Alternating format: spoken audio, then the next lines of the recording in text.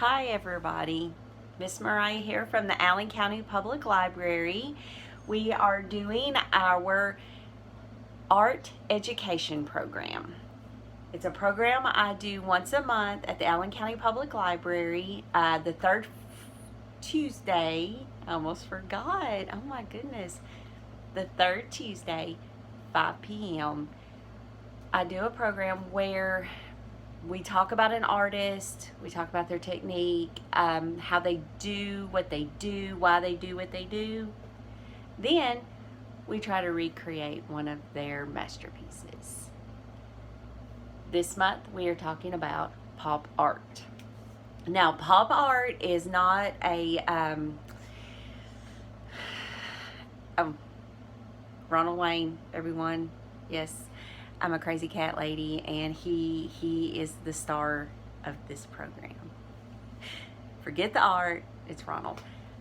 Anyway, back to where I was at. Pop art isn't an art form that a lot of people give much thought to because it does look kind of cartoony, a lot of comic aspects to it.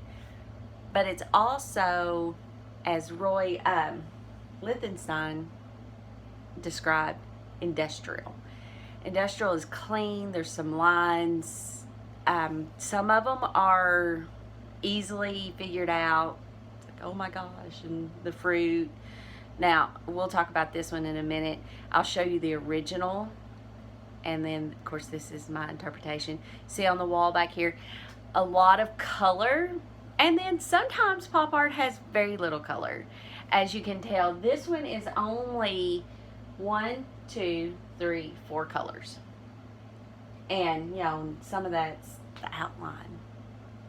So we're going to have fun with this.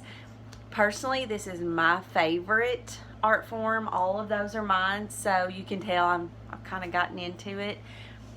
But the fun thing about pop art is a lot of times it works on a cause or to bring awareness to certain things, because it is bright, it is bold. It's like, hey, look at this. Like with comics, a comic strip, you know, you flip through, and I don't know about you personally, but a lot of times the first comics I read are the ones with color. And I don't know why I do that, but I just do. My eyes are drawn toward the color. First thing about pop art is, like I said, the color. What you need to do is just make sure that when you paint or use your color pencils or your marker, whatever, make sure that your color is bold and it's covering your canvas. You don't want any specks of white, anything that will draw your eye away from the whole piece, okay? You'll also notice these black lines. Everything that I do in pop art is encased in a black line. Now, however, I did not do my dots because honestly, the white dots in this piece is just a pop of color. I didn't want to draw the eyes away from the text, okay? If that makes sense. We're going to talk about a couple, well, no, a couple more than a couple artists that are famous for pop art. Of course, there's Warhol. I like Warhol's art. I'm not a fan of Warhol. So a lot of times I just don't give him a whole lot of time. And I know that's wrong with me. I shouldn't be that way. But I've got some other artists that are pretty cool, and I think you'll think they're cool too. Like I said in the beginning, Roy Lichtenstein. He is my favorite. And some of you who have seen my art and seen it displayed places, I did a series called The Crying Girls. Those two at the top are part of my Crying Girls. They were inspired by Roy. I have a couple other pieces in my home also inspired by him. He was painting in the 60s. Now, he painted all the way through the 90s until he died in 97. But his pieces they showed women in vulnerable yet strong places. For instance, this is one of my favorite series, is the Brad series. And it's about a woman who is just fed up with this Brad guy, and forever she has, depended on him. Well, she's just not going to do it anymore. And Ronnie's back here, and I'm trying not to watch him. It's called Drowning Girl. And you can see it's very dramatic. She's in peril, but the caption at the top says, "I don't care. I'd rather sink than call Brad for help." So she has made a decision. I sink, swim, whatever, I will not go back to him for help. So this is really cool. This was actually 1963 when women's rights and the liberation started happening. So this kind of all fell into that. I was talking about the Crying Girls. This is one of his Crying Girls, 1963. He also did a series, there was like Wham, and this is Blam, and it's just all very bright and a lot of outline, always outline. See? Mm-hmm. He was known for his color. And then again, though, like I said, here's Drowning Girl, and there's not a lot of color. He wants you to pay attention to what is being said. Okay? This one was based off of one of his paintings.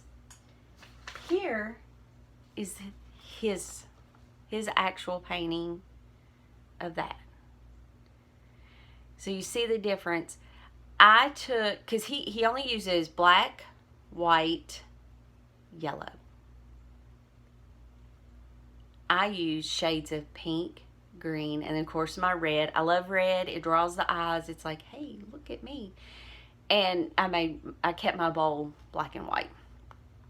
It's about the only thing that I kept of the original. I like color. You guys know this about me. So when I decided to do this, I was like, we're going to put color. So there's Roy's and there's Mariah's. Now, on to a couple other artists. We've got James Rosenquist. Okay, now he was fun because he took different images. He did sort of a collage. This is President-elect. It's actually, this is a pretty big piece, and it was like 1961 through 64, so about 3 years. He probably did a lot of variations on this until he settled on what he considered was the best. Of course, we've got President Kennedy, we've got a Cadillac, and a piece of cake. You can come up with 10 different interpretations for this. And that's why I like his stuff, because you can put your own thoughts into it. This is I Love You With My Ford, which is a Ford grill, and it's actually 3 different images. A Ford grill, the profile of a woman, and spaghetti. See? Spaghetti. That's why, because, just come up with your own thoughts about it. And these were all done in the 60s. One of my favorite, and I think it's because I grew up in the 80s. I lived in a household that was very open and very aware, and my mom educated us about what was going on in the world. So where a lot of people were in fear of AIDS, I wasn't, because my mom was like, hey, this is what's going on. This is how you get it. This is how you protect yourself. Don't be afraid of people who have it. They're not going to be able to give it to you unless you do this, this, and this. You're okay. They're okay. They're struggling. So I had a lot of empathy. Even as a small child, I had a lot of empathy for this crisis that was hitting our nation. Keith Haring, a young artist in New York, used his art to bring awareness. This one is called Ignorance Equals Fear. And it was 1989. And it says, ignorance equals fear, silence equals death. Fight AIDS, act up. So he wanted people, and it was the see, hear, speak no evil. He's telling you, as long as we keep putting our head in the sand, this situation is not going to get any better. We can't fight this epidemic with ignorance. We're going to have to learn about it, and we're going to have to work to a solution. So I really liked him, and I liked his bubble of people because they were always kind of fun, and you looked at them and you just kind of put personalities with them. This other one is 1986, and it's called Crack is Whack, and he wanted to bring awareness to the drug issue that was hitting the United States in the 80s. Excellent artist. And this one's just fun. It's called We the Youth. It's a mural. Huge wall. Beautiful colors and all these dancing figures, and some of the figures actually have designs inside of them. Wonderful artist. If you are a cause kind of person, he's an artist you need to look at, because there's a lot of other stuff that he takes on, and he was pretty amazing, and he died way too young. I think he would have had a lot of art for what's going on in our world today. Romero Brito was just introduced to me not too long ago. Now his is more, as I would describe, cartoony. It looks almost like patchwork, maybe stained glass. So I really like his work. Really fun, a lot of colors. Again, black outlines over everything. This is the new cheek to cheek, so that tells us when they put new in front of a title that perhaps there was an older version of this that he improved on, or he felt he improved on, And this is Mona Cat. Of course I had to pick that one. And these were all done in the 2000s. So there's some artists to check out and see if you like them. I'm always telling people, even if you don't like a certain art, certain technique, a certain style, even a certain artist, I'm guilty, just appreciate the color and the time and the talent that went into that art form. Not everybody can do it. Those of you who took our art appreciation course in February and we tried to recreate a Monet, there was a couple of kids, and one's a young lady, and she's coming up there, who did a really good job. Some of us didn't, because our minds didn't run in that direction. We tried. And I think we ended up saying, let's leave the Monet to Monet. But it was fun. It was fun. This one, actually, I don't normally paint the entire background, because this was going to be another piece. And I sketched out. I was like, I'm not feeling this. And that is perfectly okay when you're painting. If you start something and you're like, I don't feel this, paint over it, erase it, get a new canvas, start something different.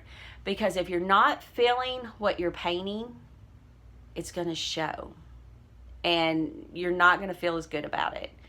So I was just thumbing through some pop art examples, and I saw the OMG.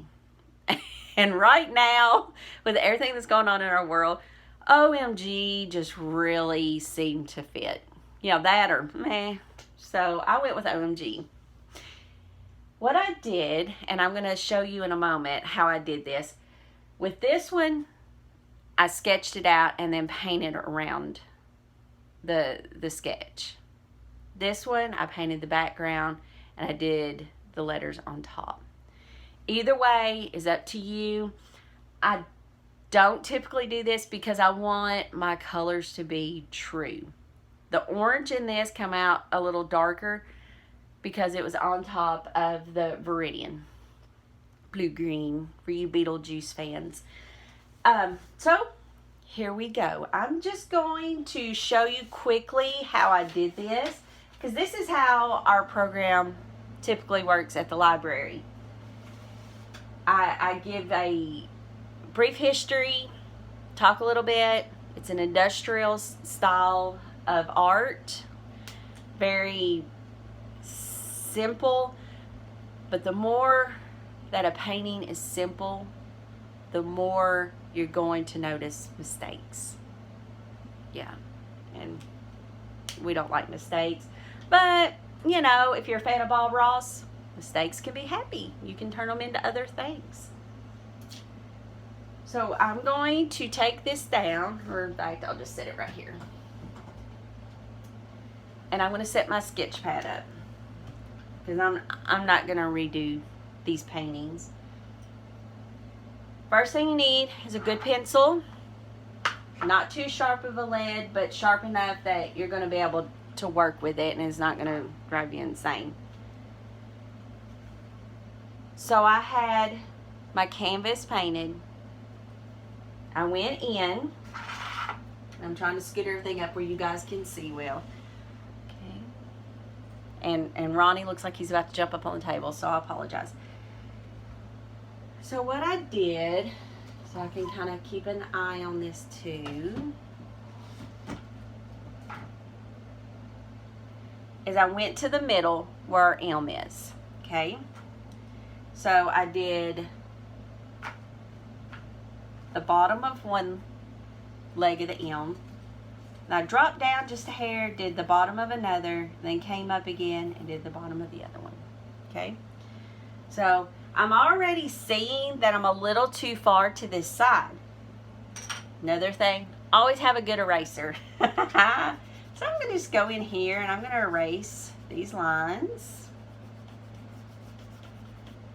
Again, nothing wrong with erasing. Okay, so maybe I ought to make them just a little bit smaller.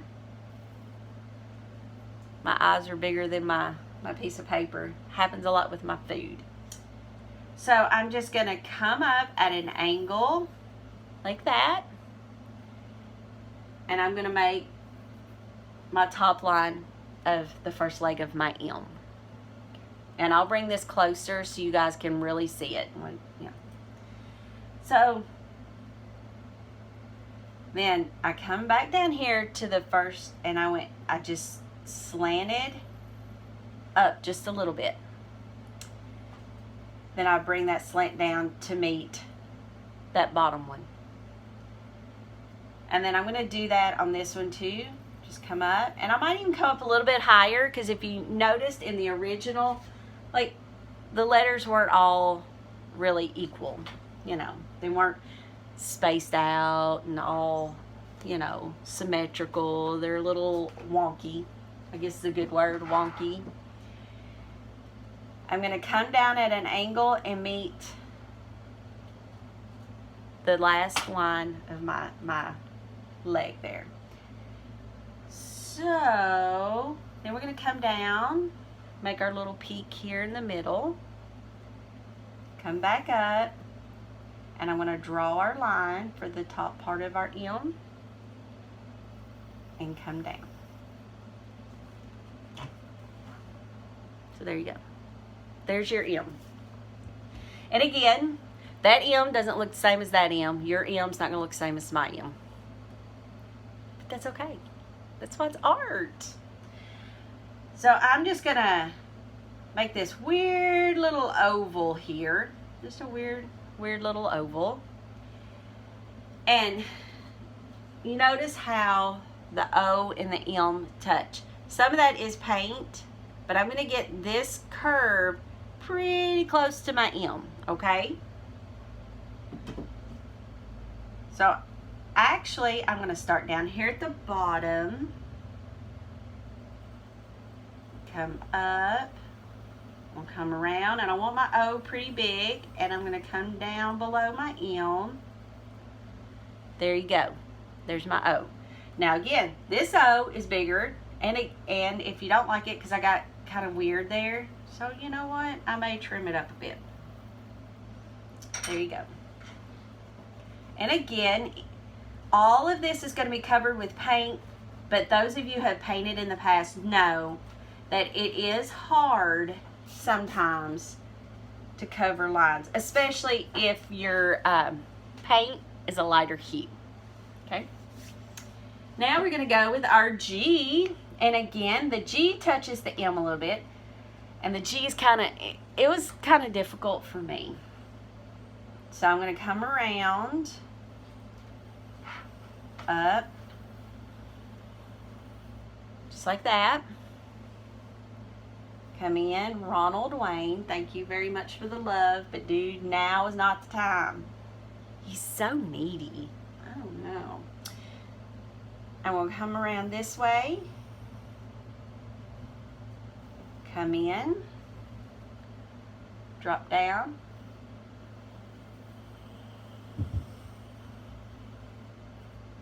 Just like that. OMG, y'all. And like I said, your letters are going to look different from my letters, where these letters look different from these letters.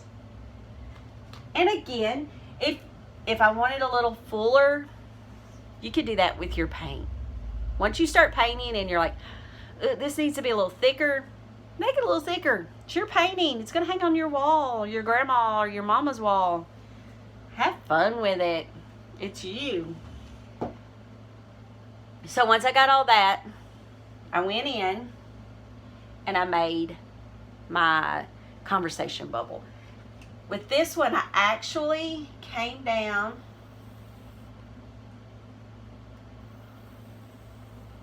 and did this part first. Okay. And I just wrapped my bubble around. Easy peasy.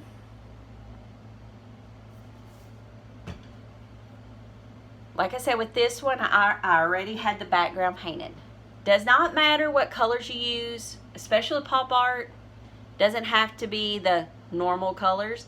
Just be colors that you like, that match your rooms or, you know, whoever. So that's how I sketched out that one. And then I painted, and with the O's, all I did was I took, I took this brush, which I'm going to take my glasses off, showing my age here, a number 8. And I just, I got both sides of the paintbrush loaded, and then I flattened it out on my plate. And I already had drawn my circles, just little tiny circles, and you can tell in the painting they're not perfect, but when they're hanging on your wall. And then I would go around and around, and then I'd just fill in the middle. With these types of paintings, you'll do one layer, let it dry, work on something else. While that one's drying, you come back, you do another coat. And you keep doing that until you're satisfied that it is thick enough, solid enough, and bright enough for what you're wanting. Outline. Oh, this is the fun part. The outline, you want all of your paint to be dry. Because if it's not, you're going to mess up your paint. You're going to have to go back over it, and it may... Other people may not notice it, but you will, that it's not right. B, your finger will stick to it again. It'll make that little puffy look. You don't want that. Because what you're going to do is once all of this is dry, same paintbrush, I'm going to load the tip up, just like that. Pat it flat, because we want it as flat as possible. You see that? How narrow that is? Take your pinky. Like you're holding yourself steady with your pinky.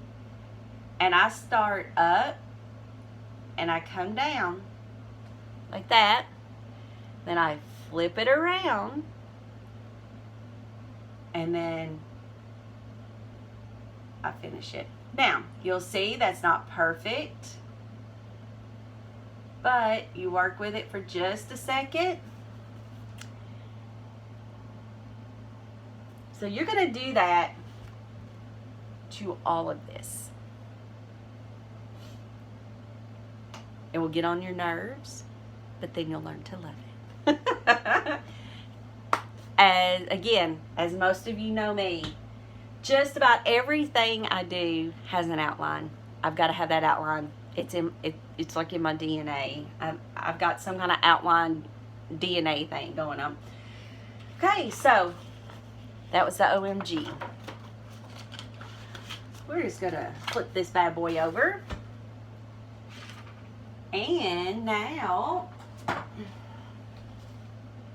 the fruit bowl. Now, again, yeah, it could be oranges, it could be apples, it could be bananas, maybe some people might think that's acorn. I don't know. Who cares? It's a bowl of yumminess. So, I'm trying to figure this out how I can. All right.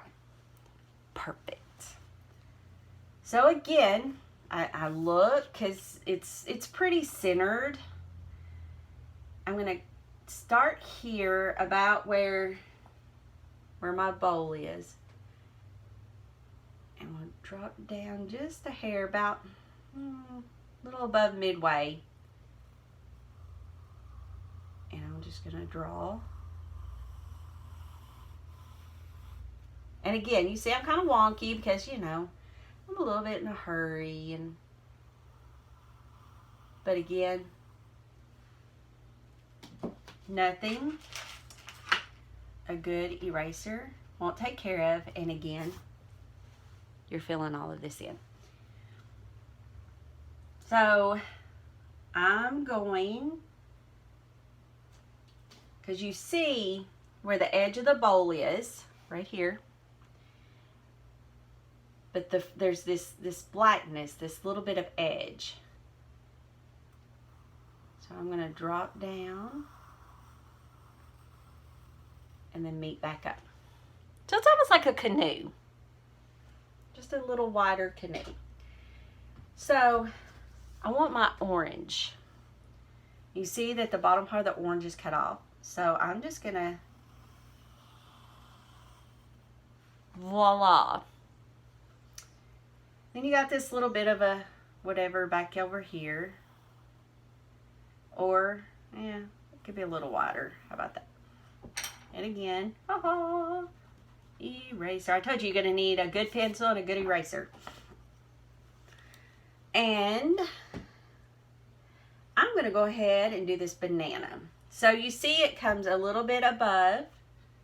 So we're going to come around.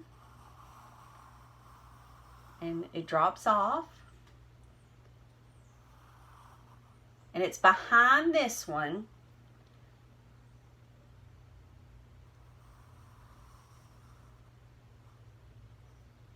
Okay, just like that.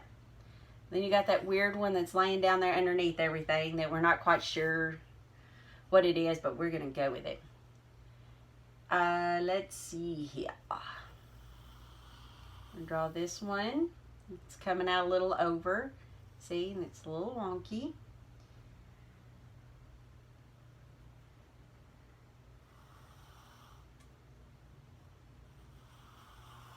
Got this one. Like that. And then we're going to come in with our eraser. I'm going to take care of these lines. All of that. Where I messed up, and I want that orange a little wider. Okay. And freehand your line on your banana. Yeah.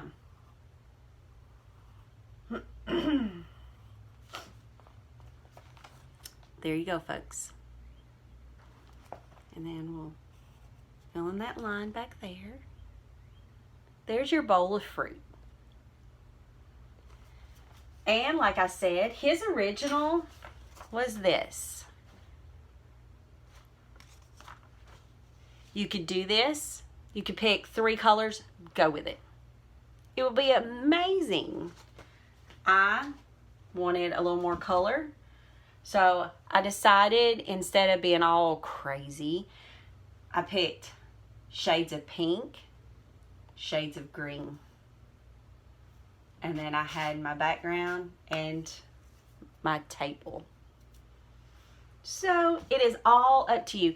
That is one of the best parts about pop art, is if your color mind tends to run a little more, hey, it's a great art style because you can make things that are just totally outrageous, but it's still, you can tell, like, this is a bowl of fruit. This is a bowl of fruit. And this is OMG. But it's fun colors. Again, your outline. If you have any questions, feel free to leave a comment. Feel free to email us or leave a comment on the Allen County Public Library's Facebook page. Those of you who personally know me, you can contact me. I've had a couple of people with the last program I did send me a message on Messenger and was like, how do I do this? Where do I find that? Can I do it this way? It's your painting. If you want your daisies brown instead of white, you want them yellow instead of white, do it. If you want Gerber daisies and have them pink, purple, blue, do it. It's your painting. And that is what I try to tell everyone who takes any of my classes. Don't stress about it. At the end of the day, it's colors and shapes. It's your painting. It's going to hang in your home. You're going to gift it to someone that you love. It's yours. Make it yours. It's not going to look just like mine didn't look like just whatever the example was that I painted it from. It's yours. I want to thank everyone for joining me and my little chaos with my cats and my color and my not exactly professional way of speaking. But I try. It comes from the heart because, you know, I love all you guys and I miss every single one of you. And I can't wait till we meet again face to face in the basement of the library. And I come running down the hall going, I'm here. Well, until we meet again, stay safe, stay well, and I'll be seeing you soon. Bye.